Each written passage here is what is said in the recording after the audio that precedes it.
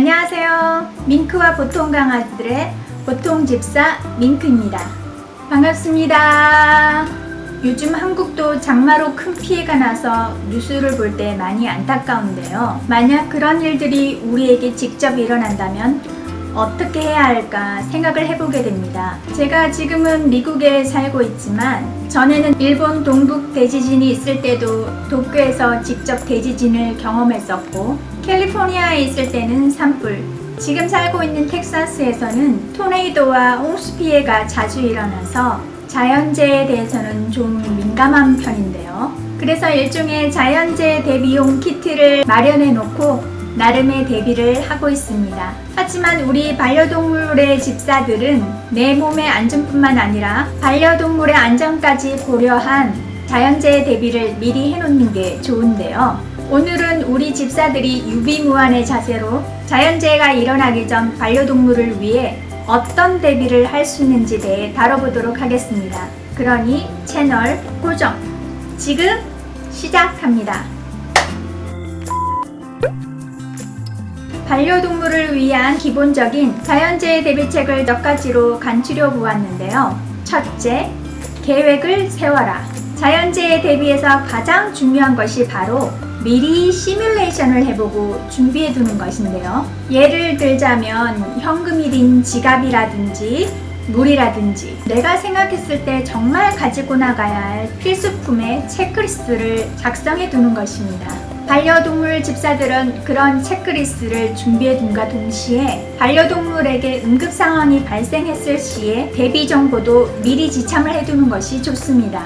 예를 들자면 재난 시 반려동물을 잃어버렸을 때 빨리 찾을 수 있도록 반려동물의 최근 사진과 모든 특징, 병력이 들어있는 정보 같은 것이죠. 그리고 반려동물이 아프거나 다쳤을 때 평소에 다니던 동물병원에 갈 수 있으면 가장 좋겠지만 재난 상황에서는 어려울 수 있으므로 항상 반려동물의 병원 진단 기록과 백신 정보를 하나의 종이에 압축해서 바로 제출할 수 있도록 반려동물의 캐리어와 함께 준비해 두시고 가족에게도 그 사실을 미리 알려주세요. 그러면 그런 재난 상황에서 혹시 본인이 반려동물과 함께 있지 못하더라도 다른 가족이 응급 상황에 대처를 할 수가 있습니다. 두 번째는 임시 피난처 미리 찾아두기입니다. 재난 상황이 닥치고 난 뒤 반려동물과 함께 갈 수 있는 피난처를 찾는 것은 쉬운 일이 아닙니다. 그러니 평소에 그런 장소를 몇 군데 알아두시고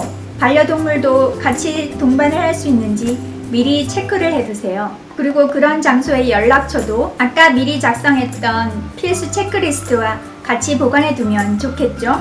또한 반려동물이 집사와 함께 이동할 수 없는 상황도 고려를 하여서 재난 상황에서도 반려동물을 믿고 맡길 수 있는 사회단체나 시설에 대한 정보를 미리 알아두는 것도 필수 사항입니다. 셋째, 반려동물 전용의 구급키트를 만들어 두십시오. 이렇게 구급키트를 미리 만들어 두면 응급 상황에서도 반려동물에 대한 중요 정보를 까먹거나 빠뜨리지 않고 잘 대처를 할 수가 있습니다. 그러면 구급키트에 들어갈 물품을 한번 체크해 볼게요. 1. 평소에 꼭 먹거나 발라야 하는 약의 처방전. 2. 반려동물이 가장 좋아하는 장난감이나 안정을 취하게 할 수 있는 애착품. 3. 재난 상황에서 반려동물의 스트레스나 발작에 대비한 수의사 처방의 안정제. 4.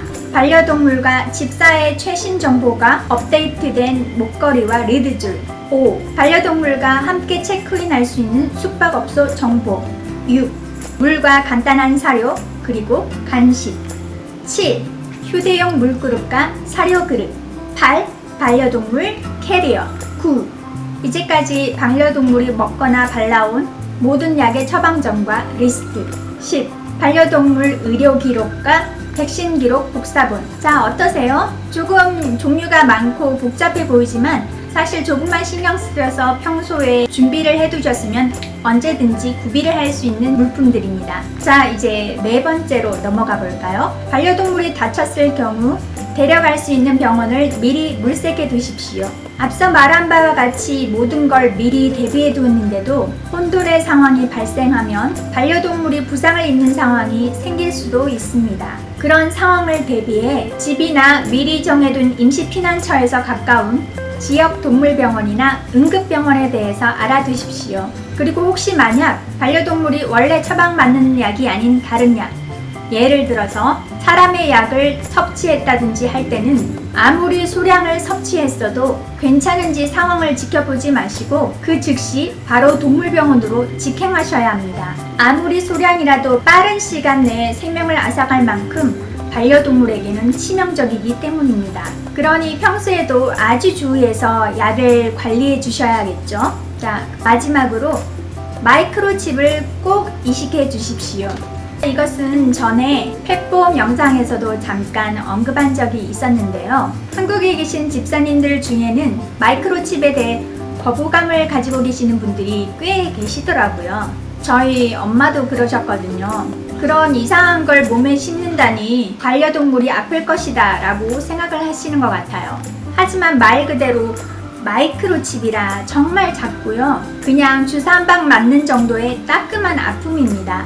특히 자연재해와 같은 비상 상황에서 가장 많이 일어나는 안타까운 사고가 반려동물을 잃어버리는 것입니다.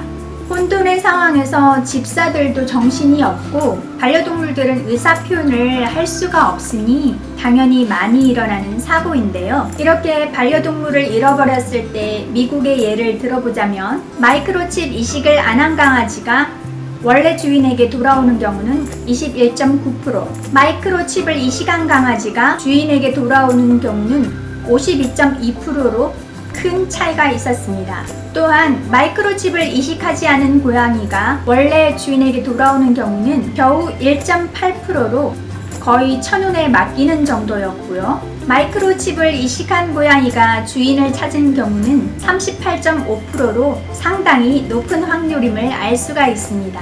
그리고 자연재해가 아니라 산책을 하시다가도 예기치 않은 상황이 벌어져 반려동물의 손을 놓치는 경우가 허다합니다. 그러니 아직 마이크로칩을 이식하지 않으신 집사님들은 좀 더 고려를 해주셨으면 좋겠습니다. 오늘은 자연재해와 같은 혼돈의 응급 상황으로부터 우리의 반려동물들을 어떻게 지킬 것인지에 대해서 얘기해 보았는데요.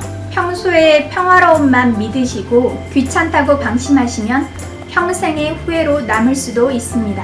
그 점을 유념해 주셨으면 좋겠습니다. 오늘의 내용은 여기까지입니다. 오늘의 내용이 조금이라도 유익하셨다면 구독, 좋아요, 알림 설정 부탁드리겠습니다. 그럼 오늘도 건강하고 행복한 하루 보내십시오. 지금까지 밍크였습니다. 감사합니다.